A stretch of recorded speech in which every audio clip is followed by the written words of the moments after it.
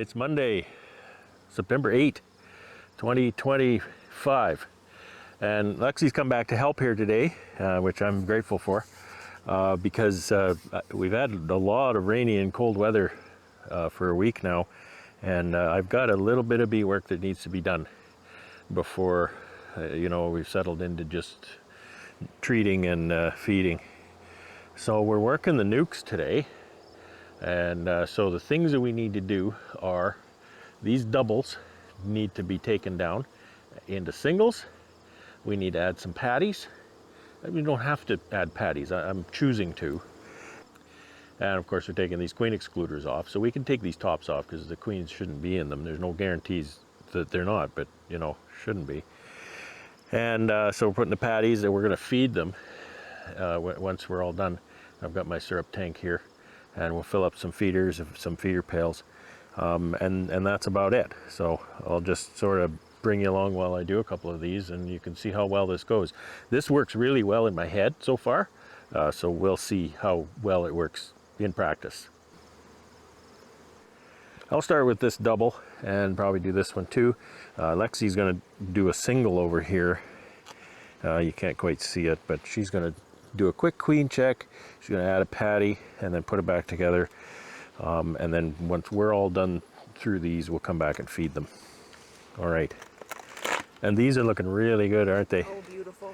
Yeah, these little Nucs have really paid off. And you wonder, we started with just a frame of bees and a little bit of brood in. I don't know, when were we making these? Throughout June or so, wasn't it? Yeah. So I'll take this off. These plastics are really, queen excluders really stick to them. And then the bees get really cranky. Come on. Come on off of there, you.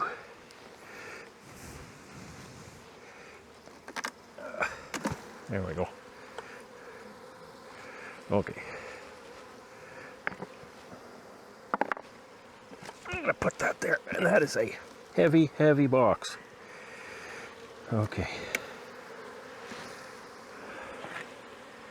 It's probably about 20 C, I suppose. It's not very sunny though, and I don't think there's a nectar flow. So that adds up to a dicey day working bees. Oh yeah, the one other thing we need to do is remove the spent Formic Pro pad. So take this out of here.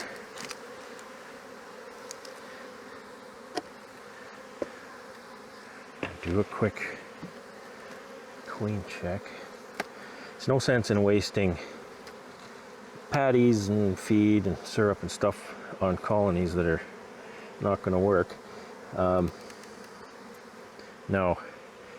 the Formic was spent, I don't even know, it was a couple of weeks ago, and I see sealed brood here, so I'm taking that as success, right? I just want to hasten my visit here and get the job done, because there's a lot to do.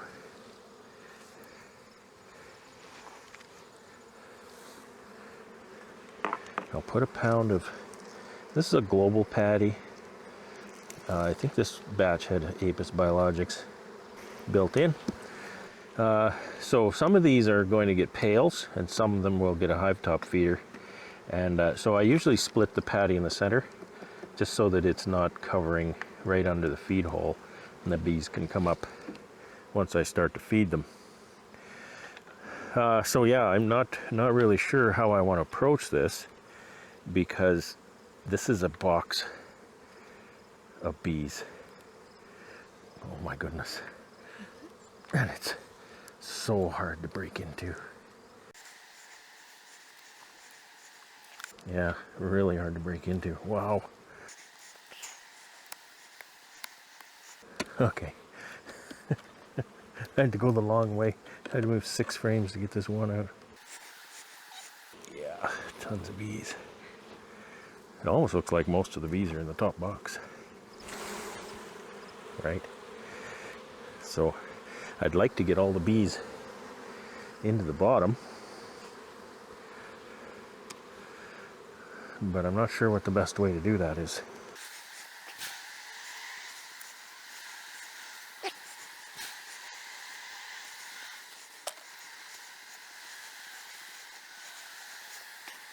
They're going down pretty good. These heavy frames are hard to shake though. So many bees. That's the season. That's way more bees than you really need this time of year. Nectar flows over.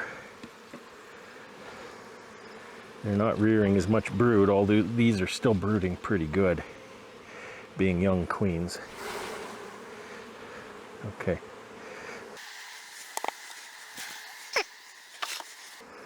Okay, well, it's not pretty, but yeah, it's kind of crazy. I just sort of want to get the bees off the patty, and then I'll put the lid on.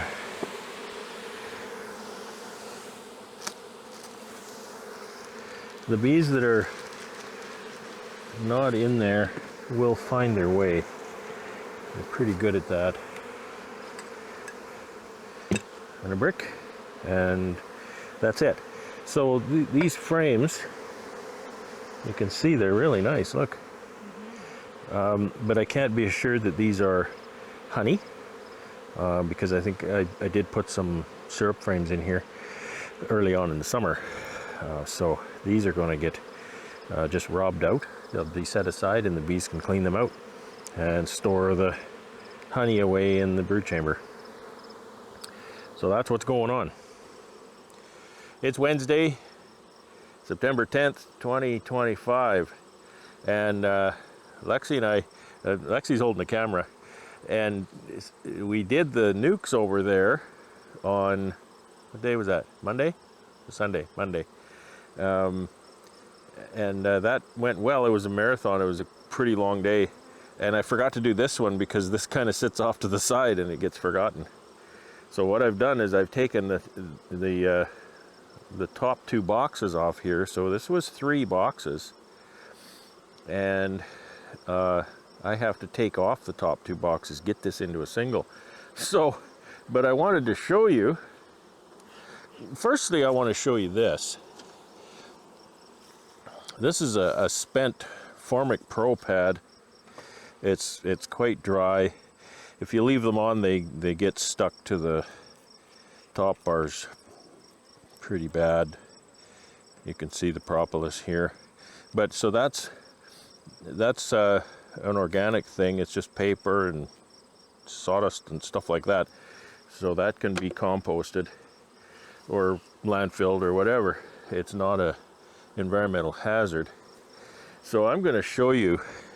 I've already looked in this, and then I said to Lexi, I got to show the people. So this is one of my grafted 2025 queens, and this one in particular is unique because when I took the cell builder apart, which was here, I took the 10 frames out of the cell builder and with the adherent bees, and I made 10 mating nucs with those. And then I also left a frame in here. I filled this box with frames and put a frame of comb or something. I think it was feed frame, just for the flyers to come back. And so those flying bees came back to this box with a virgin queen, and she mated, and man, has she ever got with the program here. So when did she mate? She would have mated probably late July. So she's, let's say 6 weeks. So 6 weeks is 2 rounds of brood. And as you can see, she's totally filled these 3 boxes. They're just chock full of bees. But look at this brood pattern.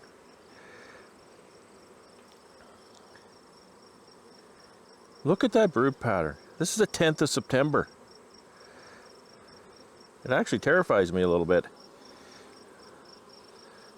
Set that aside. I haven't looked at this frame yet.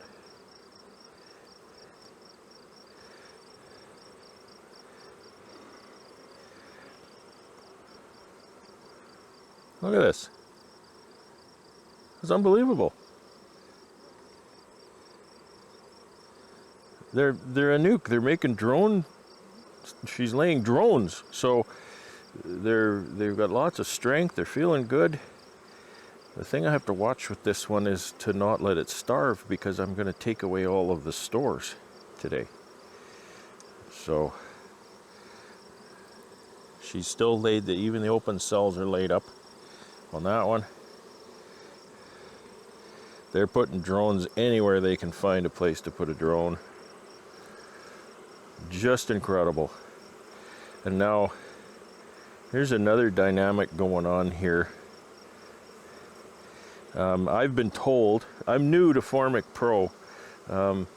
It's really, effectively, it's my first time using it. I used it a few years back, but I've heard people who use Formic Pro talk about the beautiful brood patterns that they see after they use Formic Pro. Well, I can't disagree. It's another one. That's so beautiful. So, boy, I might be sold on that treatment. I haven't done any washes yet, but, you know, I guess I'm assuming it worked, but that's, you know, we shouldn't assume. So there's 6 frames with brood in a 6-frame box. Pretty crazy. Yeah, they're gonna need feed. They don't have much feed in here. I didn't see the queen. I don't know where she is. Hopefully I didn't mash her or something. All right. So I'm gonna put this back together, and I'm gonna try to shake all these bees into it, but I'm not sure if I can do that or not. It's just, there's so many bees, it's hard to get the frame in even.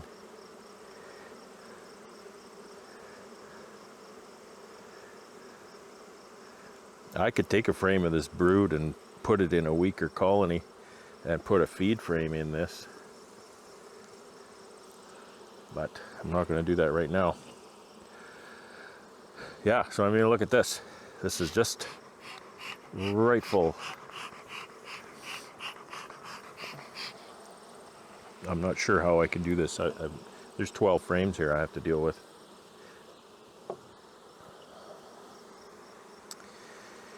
So at least I'm pretty sure my queen is below that excluder. Somebody's laying eggs down there.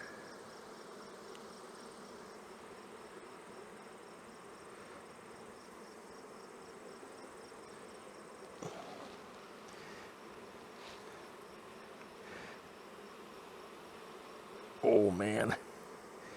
Oh, it's stuck to the excluder, that's the problem. These plastic excluders, they really stick on the frames.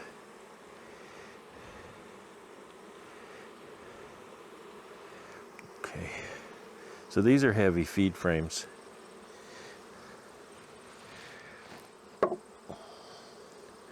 So that's the idea with those.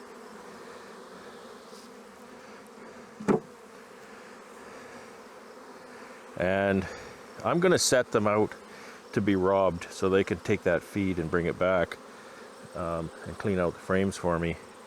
And that's a bad idea if you've got beekeepers nearby. I don't have beekeepers nearby, so I'm not feeding anybody else's bees. I'm feeding the hornets and the yellow jackets, but that's about it.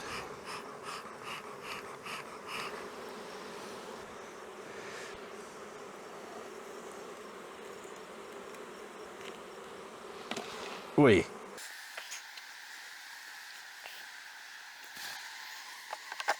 I'm done. We are going to have bees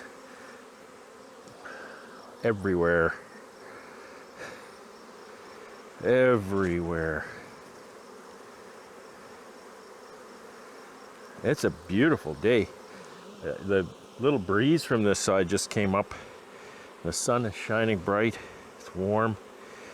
What did they say? 27 today was high? Wow. 10th of September. It's Canada though. We could use a little global warming.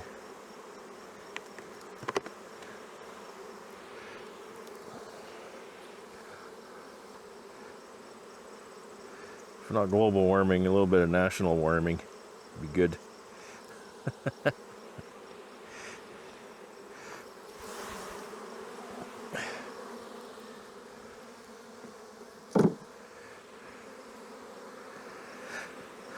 Oh boy, boy, oh boy, oh boy.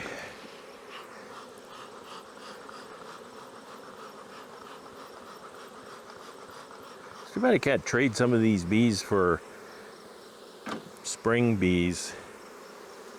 Because these bees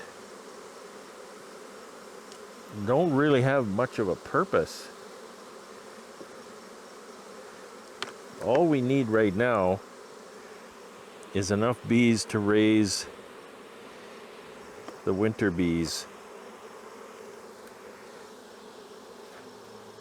And this is way more bees than we need for that. So these bees are just unemployed, they're grumpy. It's like people. People don't have anything to do, they get in trouble, right? These bees get cranky and start causing trouble. Can't even get my hive tool in there. So many bees.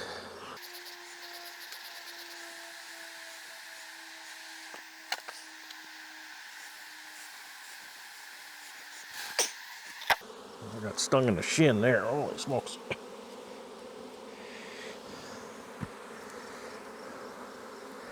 It's not a good time of the year to be wearing short pants, but it's hot enough that it's not comfortable to wear long pants.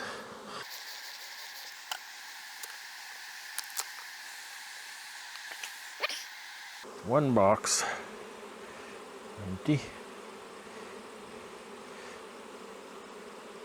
That's a good way to get stung in the end of the fingers, isn't it? Okay.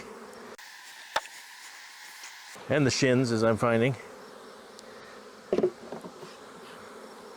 Okay, go down there a bit. What's the front look like? Not too bad. So the rule is that a frame of brood equals 3 frames of bees. You kind of look at the size of a bee and it's about 3 times the length of, it's about 3 cells long sort of thing. So we've got probably 5 frames of brood here. So by that math, we've got all of these bees and 15 more frames of bees. That's crazy.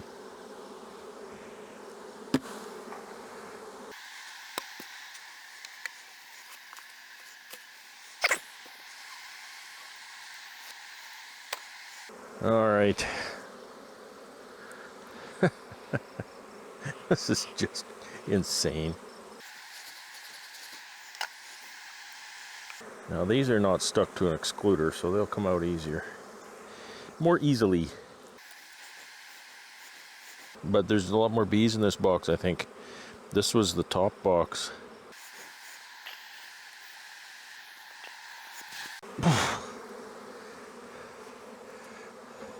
Every time I do that, half of them hit my shins.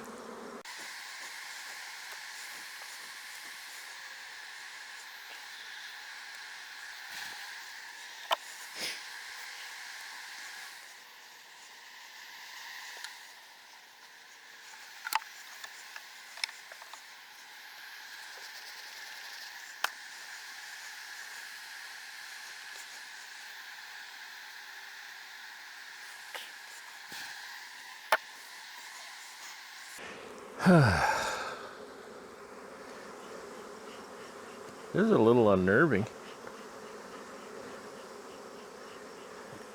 Because what do we got? I don't know how many bees we have here. 80,000. And the lethal dose that will kill the average human is 1,200 stings. So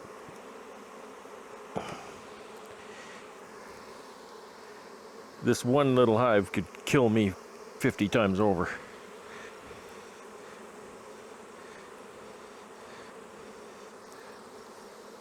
Don't tell them that.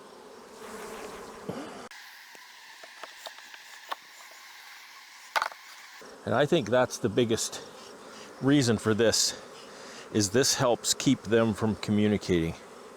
It helps keep them from, you know, the difference between one sting and 50.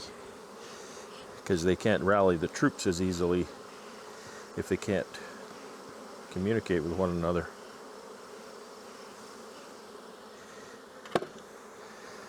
It gets harder as it goes because there's more bees and less comb for them to collect on.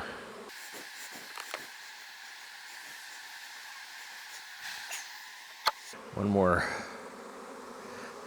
You doing okay? That was tickling my legs. Yeah.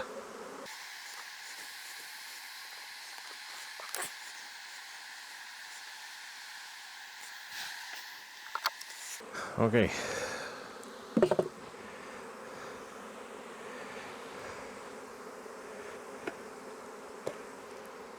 Holy smokes.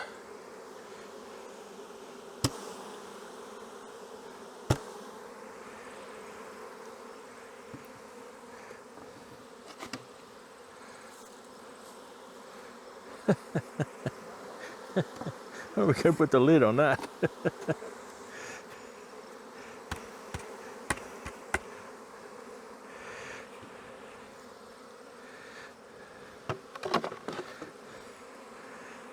I think I'm going to let them settle down a little bit, and then we'll put a protein patty on here and close the lid. And we may have to get them a pail pretty soon because they don't have very much food in the hive. So this is what's going on. Thanks for watching.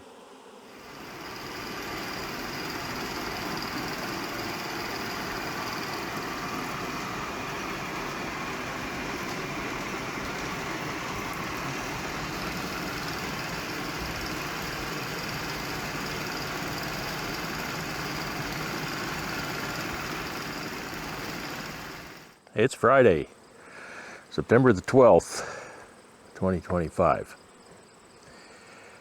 And before I get into today's video, I just wanted to try to describe a little bit about how I'm feeling right now. And I'm not talking physically, I'm talking emotionally. Of course, the 11th of September is always a very solemn reminder of the precariousness of our so-called security and personal security, and also our national security. I think you all know what I'm talking about, and I've always taken the attack against America on that day years ago as an attack on me and my country as well. There was a lot of people lost their lives and lost their loved ones that day. I remember it vividly. It was just a very, very difficult day to watch that happen. And I fear that the 10th of September will also go down in like manner in history. One of the greatest minds that I've ever seen on display was taken from us. I'm thankful that he's in the arms of our Lord, which, you know, is what we all, as Christians, aspire to. And, you know, I want to be clear, I don't view that act as a left against right, right against left. You know, that kind of thinking is very divisive, and I'd rather think about, I want to say inclusion, but that word has been bastardized so much that it's not what people popularly think. Acceptance, human decency and respect. If you need to pick up a firearm because you're afraid of someone might say, then the person speaking is not the problem. You're the problem. And so, you know, you need to think about that, regardless of if you agree with someone or not. Use your words. You know, we're taught as toddlers to use our words. So if you as a toddler want to pick up firearms against someone's words, then I would encourage you, use your words instead, right? So I'll leave my thoughts there. I appreciate you listening. Today's a beautiful day, and I think I just looked at weather app, 21 degrees. It's partly cloudy, which is nice. The sun kind of peeks by the cloud and gives me a little bit of reprieve from, it's just so hot. The sun is just so hot. I don't have shade here to work in at all, so it's nice to have a little bit of reprieve from time to time. But today I'm out here to feed my bees. I seem to have gotten a bit late this year. You know, 12th of September I start feeding my bees. Now I did get feed on the out yard.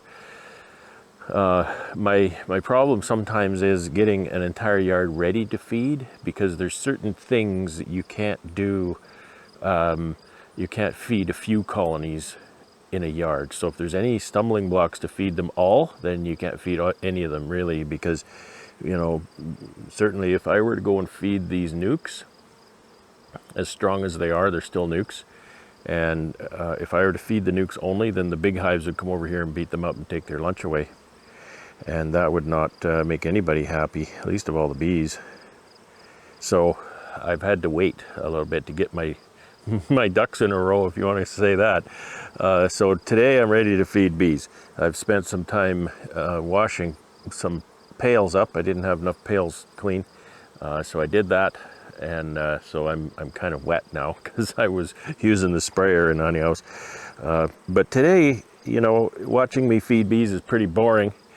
So I thought I would take some time. I have a little bit of time right now, and so I thought I'd take some time to talk about different ways to feed bees, or specifically different feeders to use.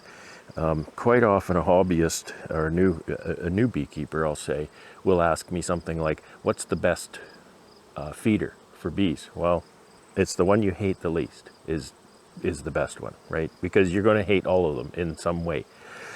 So I'm going to talk about some of the good and bad points of feeders, and some of them I have little to no experience with, so I can just tell you what I've heard from others and what I expect.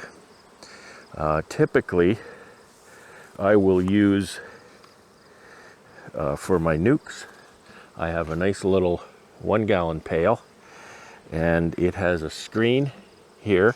I can take that plug out, and it's just a plug like I normally use in all my hive tops. It's exactly the same plug. It has 2 holes drilled in it, and then it has a screen fused to the top of it. So I can fill the pail here and then put that plug in and invert the pail, and then it'll form a vacuum, and a film of syrup will collect on that stainless steel screen. So those work really well. One of the really nice things about these is it's a pail, and so you can take it to your syrup source, fill it, and bring it to the hive, right? Whereas something like a hive top feeder, you really can't do that very easily because it's very sloshy and whatnot. You need to fill it in place, sort of thing. So you either need a bucket or a hose and a pump and stuff like that. So that's one of the really nice things about these. They're not very expensive. Bad things about them is, yeah, they leak. And one of the bad things is they sit there and the sun comes out. You know, you go through a cold night and then the sun comes out in the morning and it hits it, and it causes a differential in the pressure in here.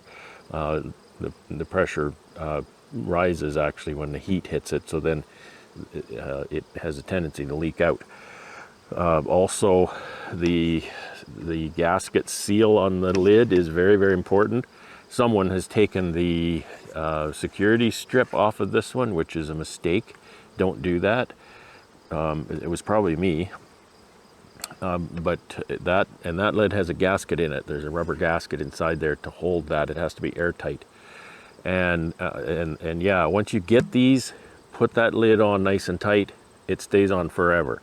Don't ever take that lid off. You want it to stay sealed on there. So that's what I use for my Nucs, and I'll contrast that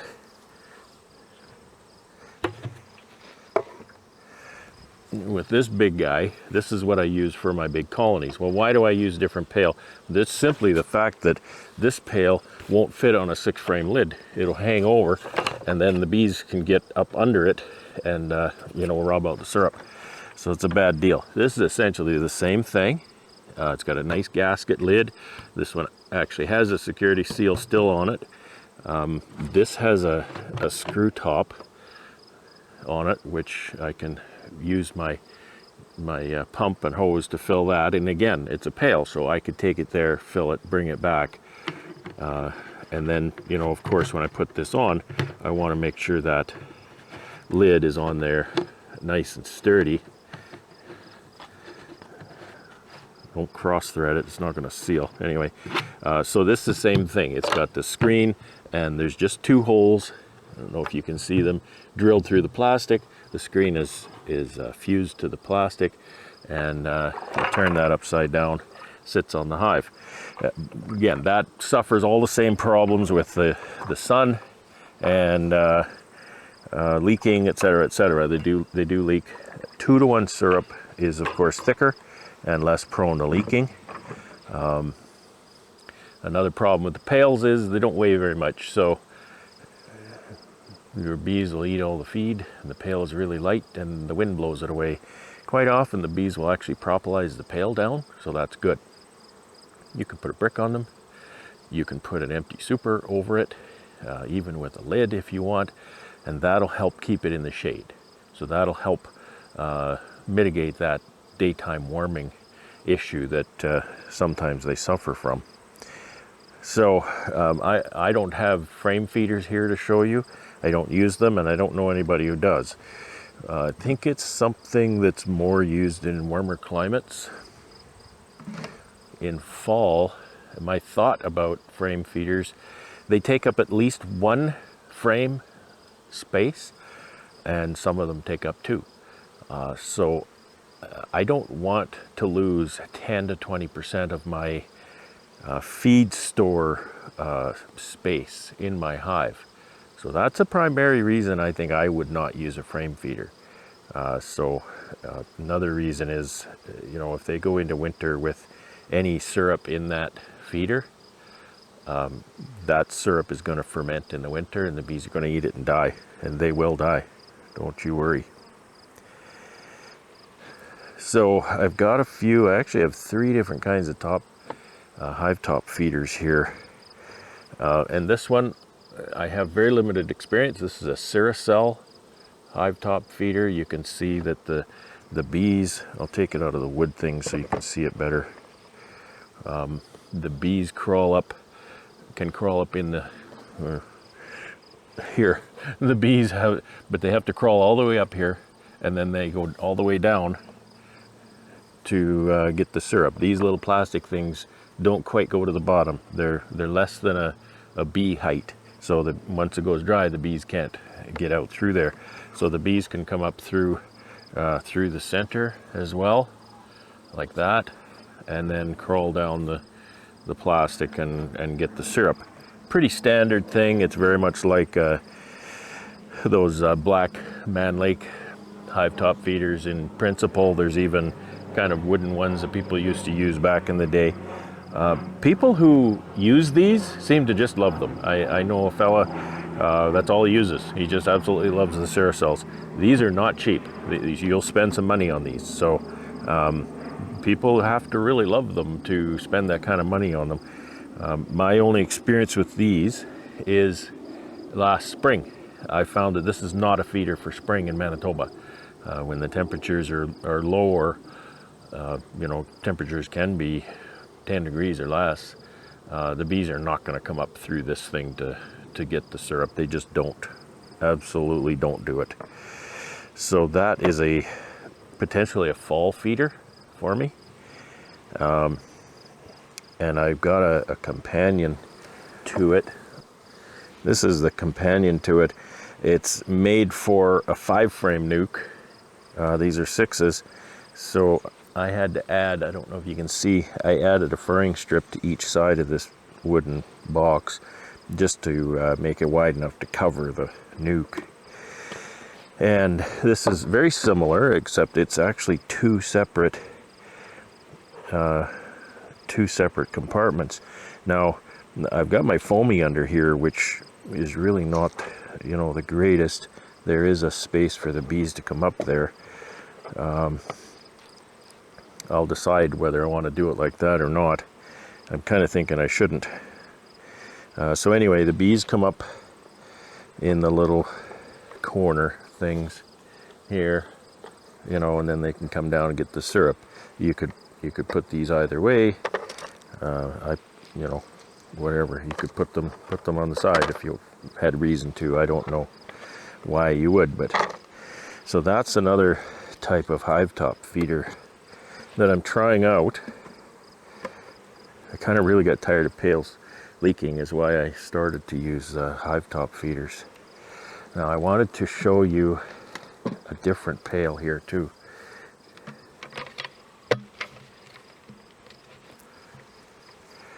So this is the pail I showed you, and this pail, one of the downsides to this pail is when this sits in here like this, you can have quite a bit of syrup left that won't ever go down the hole. They do drill a little tiny hole here to mitigate that, but I don't think it works very well.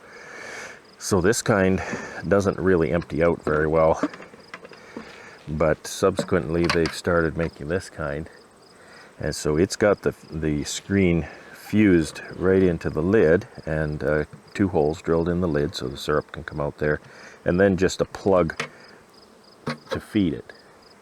And I think that's a really a way better idea. It's much easier to empty. When I wash it, I can pour the water out there far easier. Those are hard to get the water out of. I'm not crazy about having a different size plug, because now I have to have a different size plug. And also that's an 1.5-inch plug.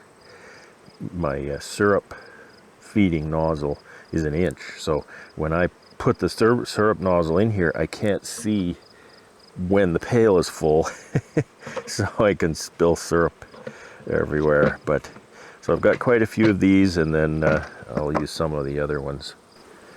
So these hives, of course, they just have lids. They'll get a pail. They all have the 2-inch feed hole that I cut. These don't come with a feed hole. I drilled those so I could use the pails. But I'm also trying out, this is the prescribed feeder for these boxes. It's a hive top feeder, and you can see the end. It's got the little plastic thing to keep the bees contained. It's right full of bees, both sides. So I'm told that one of the really nice things about this feeder is the floor is not exactly flat. It's kind of sloped a little bit, so the feed will always run to the end. And I can see even here it's sloped up a little, so the feed will run this way and over into here. And I don't know how much these hive tops hold. That might hold, I don't know if it'll hold 2 gallons, but anyway, we're going to try that out. I've got, I don't know if I have a dozen of these that I can use. I have more than that, but here's a problem with these, is these little plastic parts.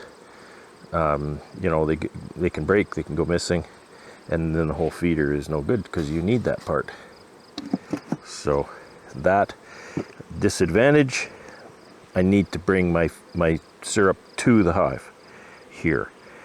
And what I've done is I've folded my foamy, I've taken my foamy and folded it partially and kind of put it in the center so the bees can come up the side and get in there. I didn't want to do away with the foamy because if you may recall earlier on me saying that the primary reason I use foamies is so that the bees don't stick the comb to the lid, and I don't want them to stick it to the bottom of this feeder any more than that. So that's the feeders that I'm using here today. So you can see my little gallon pails are in here. My 2.5 gallon pails are over there on a skid. The big colonies will take 5 gallons. So if I translate that into liters, that's between 20 and 24 liters. It's a 12-liter pail, and I don't think they get 12 liters of syrup out of every pail, but so I'm conservatively saying 20 liters, and so that makes easier math to figure out how much is this nuc going to take, right? So if I say 20 liters for a 10 frame colony, that's 2 liters per frame. So this one has 6 frames. So if it's 2 liters per frame, that's 12 liters. Well, this little pail is almost 4, right? So it's 3 of these little pails. 3 of the little pails on the nucs, and 2 of the big pails on the big colonies is kind of what I'm shooting for.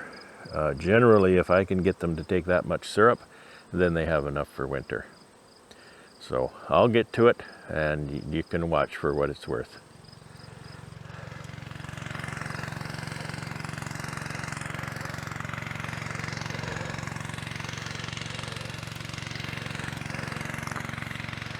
All right.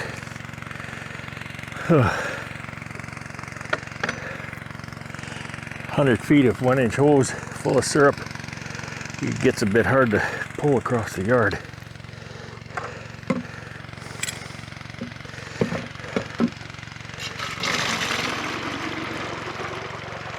So you can see that's about 4 seconds to fill that pail. So we're looking at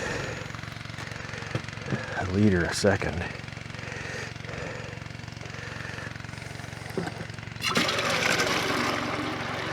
And that comes in handy on these because I can't see through the hole. I just count to 4 quickly.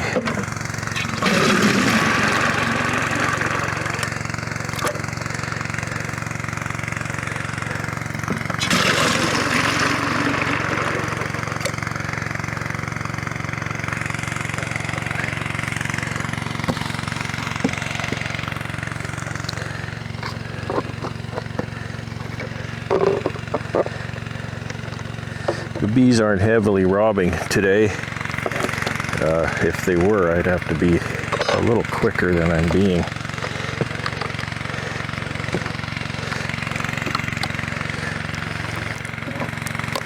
Pail will always leak until it forms that vacuum. Sometimes I'll try to not put the outlet of the pail right over the feed hole so that if it leaks, it won't go straight down the hole. It'll kind of sit on the top, and if I can tell there's a slope to the hive, I'll offset it downhill. I don't want my syrup leaking on the ground, but I'd rather have that than it leak on my bees.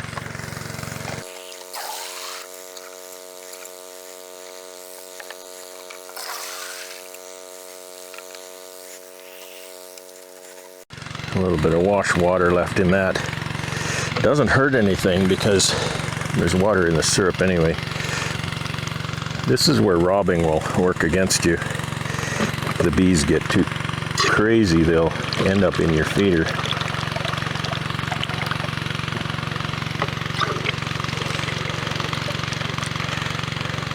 Okay, that is right full, and hopefully all goes well.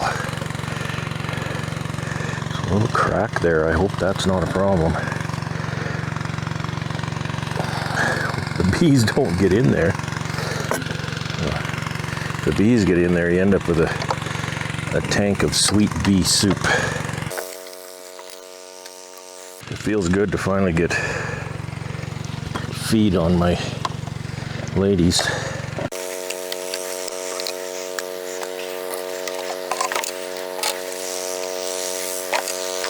So I mentioned that when they get empty, the wind can blow them away. So I have a brick like this, put the brick on top, and I make sure you don't set anything in the center. I said before about the edge of the pail. It sits on the edge of the pail. Don't set something heavy right on there, because that'll squeeze the syrup out.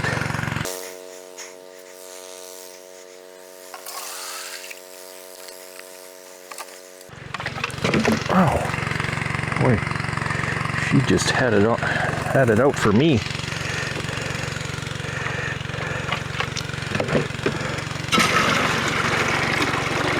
She doesn't understand why I'm here.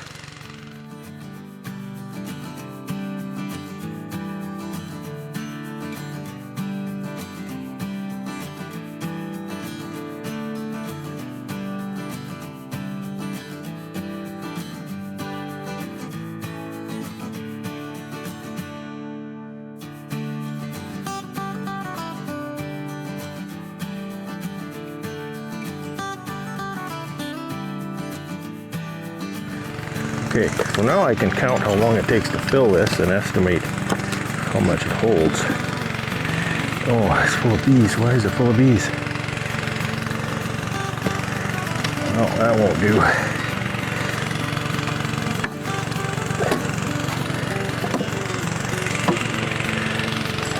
I was afraid of that.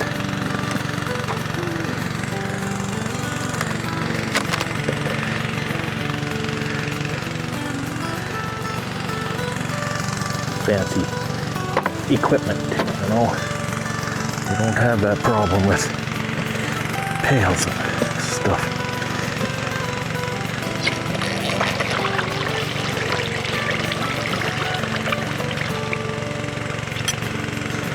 That took about 7 seconds. So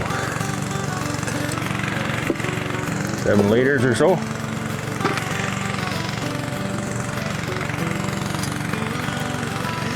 I hope that is the exception, not the rule. This one's got no bees in it.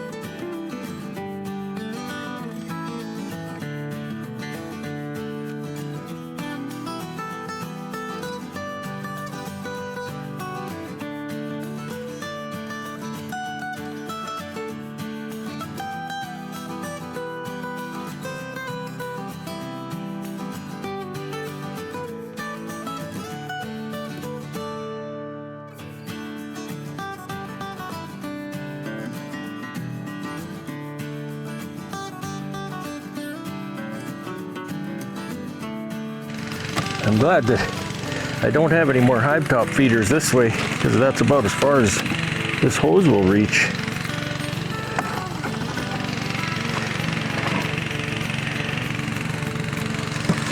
It's not very strong, some of these. Can't wear them all, right?